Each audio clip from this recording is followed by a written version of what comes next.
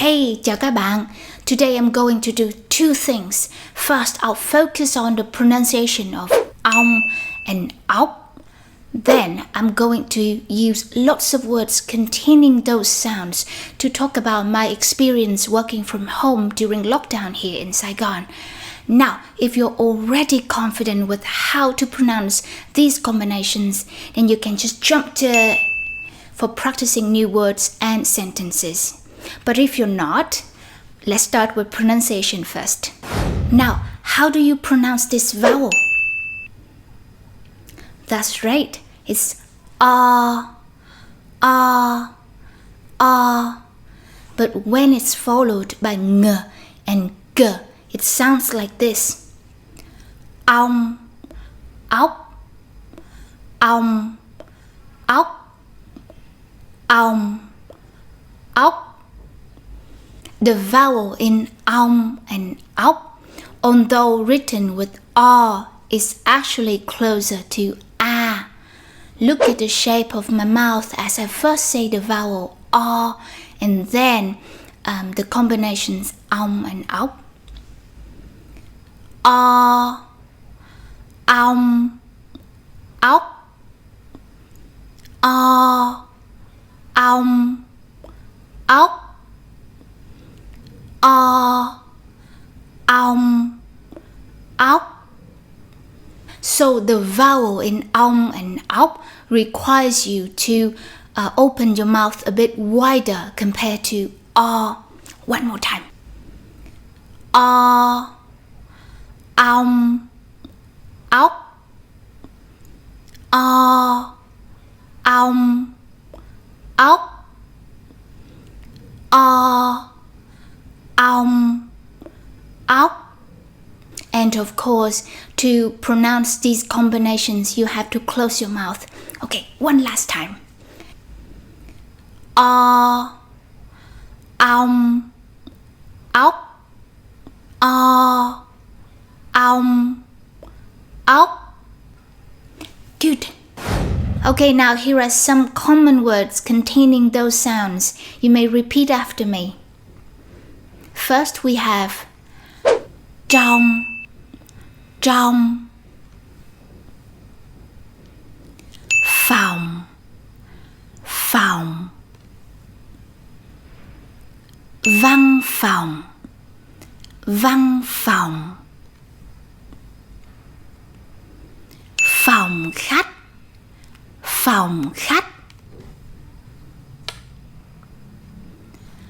phòng ngủ, phòng ngủ, phòng làm việc, phòng làm việc, xong, xong, xong rồi, xong rồi, vòng, vòng,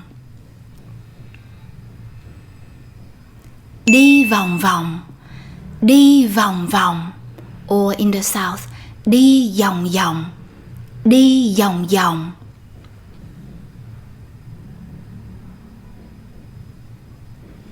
Đóng, đóng, đóng cửa, đóng cửa.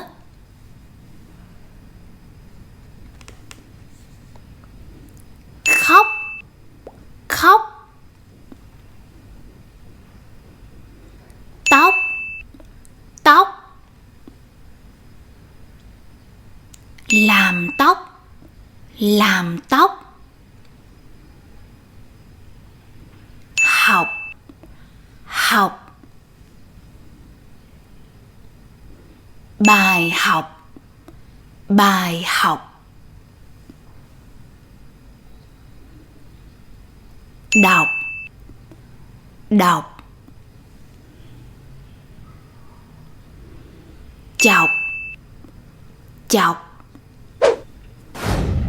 Now in sentences, I'll try to use the words above to talk about my experience working from home during lockdown. Oh, the word for lockdown in Vietnamese is phong tỏa, phong tỏa. Okay, let's get started. Sài Gòn phong tỏa 2 tháng rồi. Sài Gòn phong tỏa 2 tháng rồi.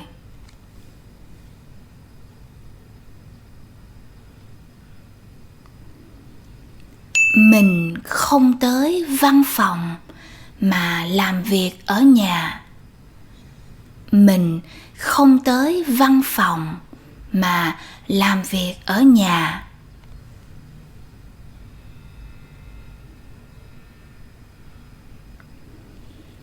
Mình viết bài học trong phòng làm việc. Mình viết bài học trong phòng làm việc.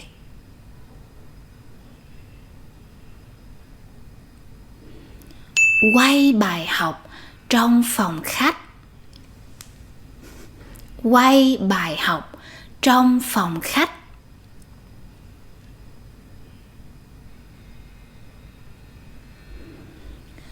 Thu âm bài học trong phòng ngủ. Thu âm bài học trong phòng ngủ.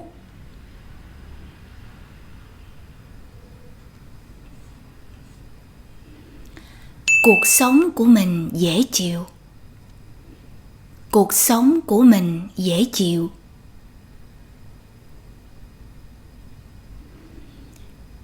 Vợ chồng mình chọc nhau cười nhiều.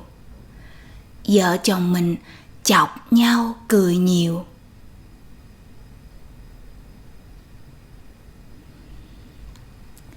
Em bé ngoan lắm, ít khóc. Em bé ngoan lắm, ít khóc.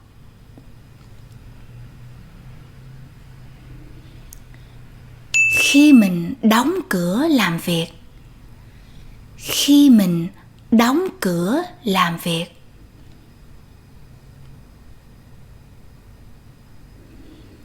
Em bé thích gõ cửa và gọi mama. Em bé thích gõ cửa và gọi mama.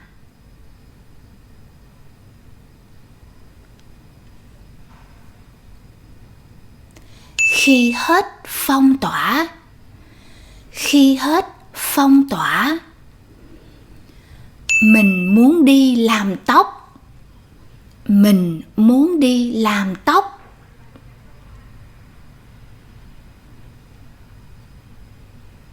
Xong rồi đi vòng vòng. Xong rồi đi vòng vòng. Okay, that's it for today. Thanks for watching and I hope this lesson is helpful. Are you in a phong tỏa?